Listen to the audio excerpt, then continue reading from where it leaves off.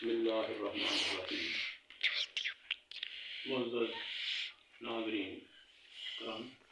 Professor شیخ سلیم ظفر جامعہ کی طرف سے آپ کو دل کی گہرائیوں سے السلام علیکم پیش کیا گیا،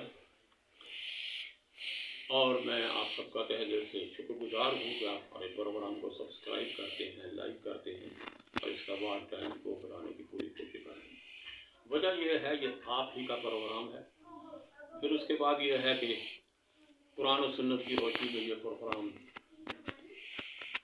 ترتیب دیا جاتا ہے۔ ماہ ربیع الاول بہت ہی مقدس دن تھے جو گزر گئے۔ آج ماہ ربیع الاول کا آخری دن، پھر اس کے بعد ربیع الثانی حضور غوث الورا کا مہینہ شروع ہوگا۔ تو یہ ماہ ربیع الاول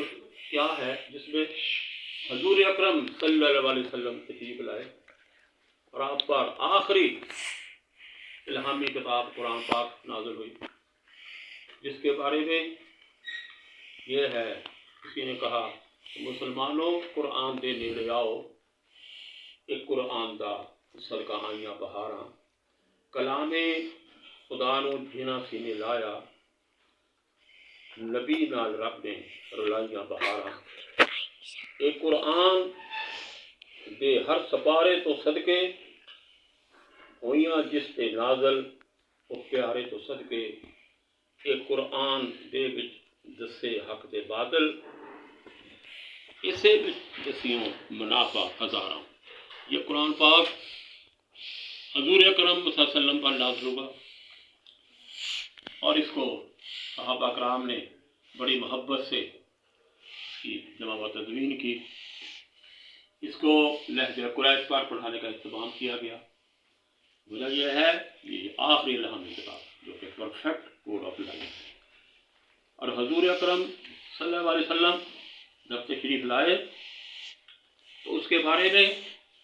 کسی نے کیا خوب کہا کہ بزم کونین کو خالق نے سجا رکھا ہے، آنے والا ہے جو دلدار بنا رکھا ہے، ساری دنیا کے چراغ اس کو سلامی دیں گے، جو دیا خالق نے مدینے میں جلا رکھا ہے،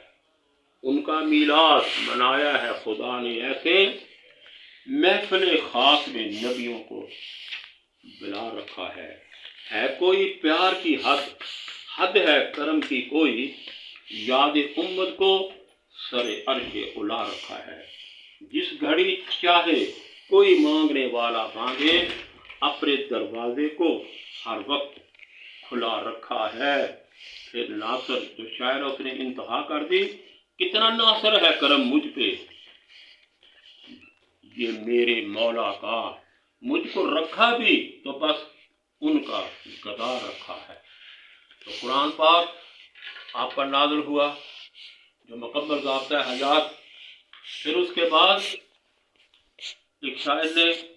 حضور اکرم صلی اللہ علیہ وسلم کی تعریف کیا خوب کی، وہ کہتے ہیں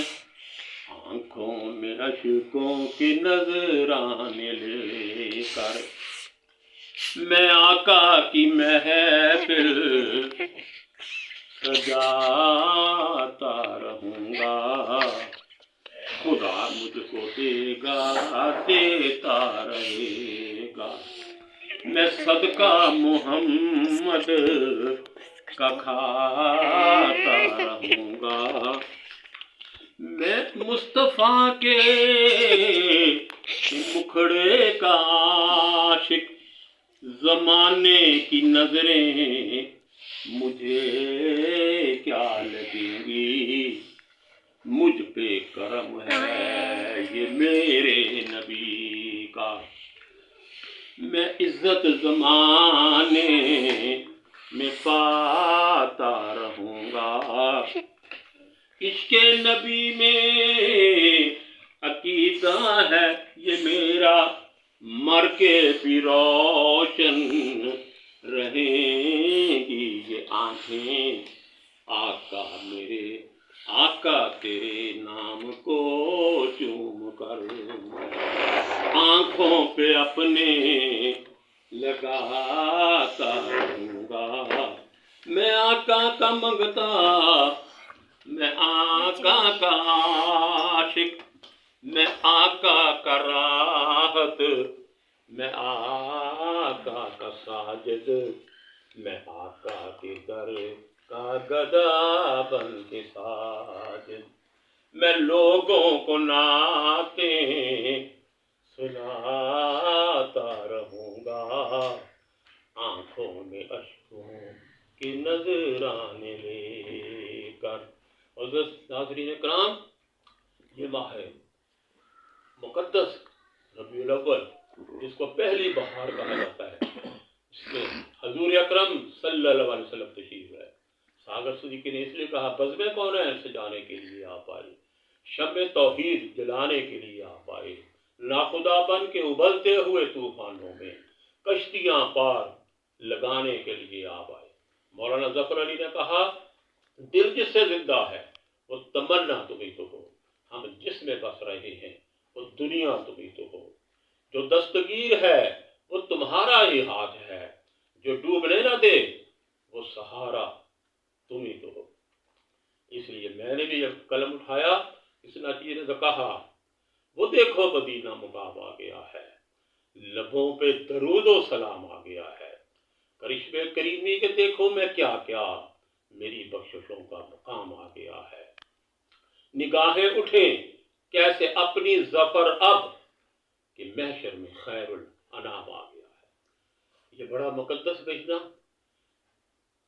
بہت اچھے طریقے سے ہم مسلمانوں نے اس مہینے میں میلاد کی محفل کی، سیرت رسول اکرم صلی اللہ علیہ وسلم کو سجایا، اور پھر اس کے بعد قرآن پاک کا ذکر خیر کیا، اور اس سے استفادہ لینے کے لیے پوری کوشش کی۔ لیکن افسوس یہ ہے کہ ہمارے یہاں بے چینی ہے، بے قراری ہے، حسد ہے، بغض ہے، آپس میں جد و جدل ہے، ایک دوسرے کے حقوق کو ہم پامال کرتے ہیں۔ اس لیے ہیومن رائٹس کمیشن ایک ہمارے یہاں ترتیب دیا گیا ہے، جس کا یہ ناجیز وائس پریزیڈنٹ ہے۔ تو ہم بھی یہ کوشش کرتے ہیں کہ سب سے زیادہ جو ہیومن رائٹس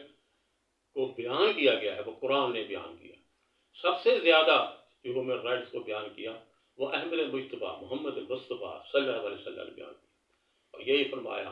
کہ مسلمان ایک دوسرے کا بھائی ہے، مسلمان کی زبان اور ہاتھ سے دوسرے مسلمان محفوظ رہے۔ مسلمان جو ہے وہ ایک دیوار کی مانند ہے، جس طرح اینٹیں ایک دوسرے سے ملی ہوتی ہیں اس طرح ان کے درمیان اتفاق ہو۔ مسلمان وہ ہے کہ جو اپنے لیے پسند کرتا ہے وہ دوسروں کے لیے بھی پسند کر رہا ہو، مسلمانوں کے اندر اتحاد اور اتفاق ہو۔ لیکن ہمارے یہاں یہ ہے کہ کوئی مختلف حقوق جو ہے اس کے لیے مباحثے ہو رہے ہیں، باتیں ہو رہی ہیں، سربس والے ہوں غیر سربس والے ہوں، انفرادی ہوں اجتماعی ہوں، ہر جگہ بے چینی بے قراری ہے، ہر کوئی کہتا ہے میرے حقوق جو ہے پامال کیا جا رہا ہے۔ تو کوشش یہ ہونی چاہیے کہ ہم ایک دوسرے کے حقوق کو پامال نہ کریں، جو ملازمین ہیں ان کے جو جائز حقوق ہیں اس کا عمل کیا جائے، جو پینشنرز ہیں ان کے جائز حقوق جو ہے اس کو پامال نہ کیا جائے، بلکہ ان کے اوپر دست شفقت کی جائے۔ وہ لوگ ضعیف ہوتے ہیں، انہوں نے ریٹائر ہونے کے بعد اپنے بچوں کی شادیاں کرنی ہوتی ہے، اپنے بچوں کے لیے کچھ گھر وغیرہ بنانا ہوتا ہے، بہت سے مسائل ہیں جس سے وہ دوچار ہوتے ہیں، پھر اس کے بعد وہ اس قابل نہیں ہوتے کہ کسی قسم کے لیے وہ کوئی ڈیوٹی کر سکے۔ اس لیے ان کے حقوق کا ہم سب نے اس پر عمل کرنا ہے۔ دعا ہے کہ اللہ تبارک تعالیٰ ہمارے درمیان اتفاق اور محبت پیدا ہو جائے، ہمارے درمیان خواہ ہماری گورنمنٹ ہو خواہ پبلک ہو، ان کے درمیان بھائی چارہ پیدا ہو جائے، پیار پیدا ہو جائے، بڑے کا ادب پیدا ہو جائے، چھوٹے کا شفقت پیدا ہو جائے، اور ہر جگہ ہم ایک دوسرے کے حقوق کا خیال کریں، اور ساتھ ساتھ ہم اپنی ڈیوٹیز جو ہے وہ بھی ادا کریں، کیونکہ جو آپ کے فرائض ہیں وہ دوسرے کے حقوق ہیں۔ جب آپ حقوق کی بات کرتے ہیں اس پر جو ہے ہم اپنے فرائض کو بھی کوئی سامنے رکھیں۔ ہر طرف جو ہے بے چینی اور بے قراری اور اس کا واحد اور واحد حل جو ہے قرآن پاک ہے. قرآن پاک یہ کہتا ہے کہ ایک دوسرے کے ساتھ محبت سے پیش آؤ، پیار سے پیش آؤ، ایک دوسرے کے حقوق کو پامال نہ کرو، اپنے فرائض جو ہے وہ اچھے طریقے سے سر انجام دو. ہر انسان جو ہے اپنا فرائض جو ہے اچھے طریقے سے سر انجام دے، تاکہ ہمارے ماحول کے اندر ایک محبت پیدا ہو جائے، ہمارے ماحول کے اندر ایک ڈسپلن پیدا ہو جائے. اور اس کے لیے ضرورت کس چیز کی ہے؟ قرآن پاک کو ہم پڑھیں، اس کے ترجمے کو سمجھیں، حضور اکرم صلی اللہ علیہ وسلم کی احادیث کو پڑھیں، آپ کی جو سنتیں ہیں، جو آپ نے 63 سال کی زندگی گزاری، اس کو پیش نظر رکھتے ہوئے زندگی گزارنے کی مکمل کوشش کریں. تو کیا ہوگا؟ ہمارے درمیان ڈسپلن آئے گا، اتحاد آئے گا، اتفاق آئے گا، اور پیار اور محبت سے ہم اپنی زندگی بسر کریں. ہر انسان جو ہے ایک دوسرے کے دکھ کا مداوع کرے، اس کے دکھ میں شریک ہو جائے. یہ جائے کہ ہر انسان جو ہے بے چین ہو رہا ہو، بے قرار ہو رہا ہو، اس کے بیوی بچے پریشان ہوں، اس کے رشتہ دار پریشان ہوں. ہونا نہیں چاہیے ہمارے درمیان جو ہے اللہ تبارک تعالیٰ خوشیوں کی محفل رکھے. اور اس کا حل حضور اکرم صلی اللہ علیہ وسلم کی جو سیرت پاک ہے اس پر عمل کرنے کی ضرورت ہے. اس کے بعد اگلا مہینہ ربیع الثانی ہے، جو حضور غوث سید عبد القادر جیلانی رحمۃ اللہ علیہ کا مہینہ. اور انہوں نے بھی اپنی زندگی اسی طرح گزاری، ساری زندگی نمازیں پڑھی، روزے رکھے، ایک ایک وضو کے ساتھ، کئی کے ساتھ جو ہے کہ پورے رات کی جو عشاء کی نماز پڑھتے تھے اس کے ساتھ صبح کی نماز جو ہے ادا کر لیتے تھے. اور کس طرح چوروں کو جو ہے وہ ولی اللہ انہوں نے بھی بنایا، سچ بولا، سچائی کا سبق دیا، محبت کا سبق دیا، پیار کا سبق دیا. دعا ہے کہ اللہ تبارک تعالیٰ ہمارے اندر یہ چیزیں پیدا ہو جائے، تاکہ ہماری یہ زندگی جو عارضی زندگی ہے، یہ زندگی جو ہے بہتر ہو جائے، اور آخرت کی زندگی جو ہے جو ہمیشہ رہنے والی ہے وہ بھی سنور جائے. وما علینا